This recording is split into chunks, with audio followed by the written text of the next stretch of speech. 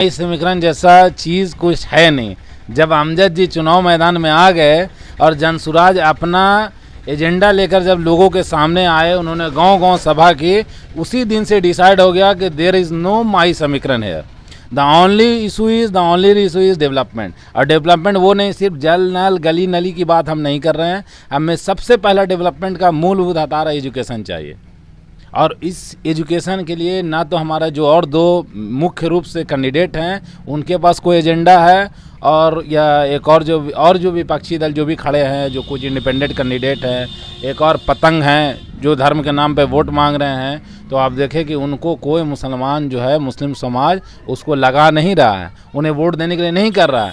तो इस बात के आप थॉट प्रोसेस समझे मुस्लिम का कि वो सिर्फ और सिर्फ जनसुराज का जो सूरज है जो उग रहा है बिहार में, उसके तरफ जा रहा है, क्योंकि उससे उम्मीद की रोशनी आ रही है। तो जिधर उम्मीद की रोशनी आ गई हम उधर जाएंगे, और हम लोग रिलीजन के नाम पे, धर्म के नाम पे और डराने के नाम पर वोट नहीं करेंगे। और MY समीकरण जैसा कुछ नहीं है। यहाँ सारा युवा जो है, ये सारा युवा का कम्बिनेशन है, जो हमारे बुजुर्ग हैं उनका कम्बिनेशन है, क्योंकि वो 400 से 2000 मांग रहे हैं। तो इसलिए हमारा जो हमारे बुजुर्ग हैं उनका कम्बिनेशन, महिला का कम्बिनेशन, और जो रोजगार के इच्छुक हैं उनका कम्बिनेशन, और युवा का, और जो महिला उनके बच्चे जिनको अनपढ़ रखा गया अब तक, उनका है। तो इसलिए कोई माई समीकरण नहीं है, सारा समीकरण जनसुराज के साथ। ये जब तक सब साथ नहीं आएगा तो देश नहीं चलेगा।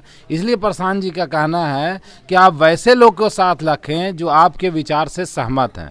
तो जनसुराज वही है कि दोनों के विचार जहां मैच कर रहे हैं, वो दोनों के लोग को लाकर मिलाकर और एक समीकरण बनाकर ही आगे बढ़ना। तो हैसियत होगी तभी वो पार्टी में हैं, वो अपने पार्टी में हैं, वो अपने पार्टी के लिए वोट मांग रहे हैं, अपने पार्टी के लिए काम कर रहे हैं। बट लेकिन ये सोच ले आप कि उनके कहने पे मुसलमान वोट दे देगा, तो मेरा ये कहना है कि जो फिर यहाँ पर भी जो लोकल है, जो यहाँ पर भी जो कैंडिडेट है, जो मौलाना है, वो जिनको उन्होंने तायद कर रहे हैं, जिन कैंडिडेट को वो तायद कर रहे हैं, तो उनकी बात वो क्यों ना मानेंगे। अगर मौलाना का ही बात मानना है तो ऐसी कोई बात नहीं है। जो अमजद जी हैं वो सामाजिक आदमी हैं, उनको लोगों ने देखा है कि वो लड़ाई कैसे लड़ते हैं, चुनाव कैसे लड़ते हैं, चुनाव कैसे लड़ा जाता है। 2010 के बाद इस जो इलाका है पूरा बेलागंज में, समझिए कि पॉलिटिकल क्या कह सकते हैं उसको, अर्थक्वेक नहीं था। अभी उन्होंने जैसे ही आए तो वो पॉलिटिकल सुनामी आ गया। The reason being is only Amjad. वो अमजद जी नहीं रहते तो शायद लोग उतना ना जुड़ते, और जनसुराज नहीं रहता तो जो नेता हैं, जो गुलाम रसूल बलियाबी साहब को हमने कभी देखा नहीं था, वो सिर्फ और सिर्फ विधान परिषद से निकलते थे, 2-4 बाइट देते थे, अपना घर जाते थे।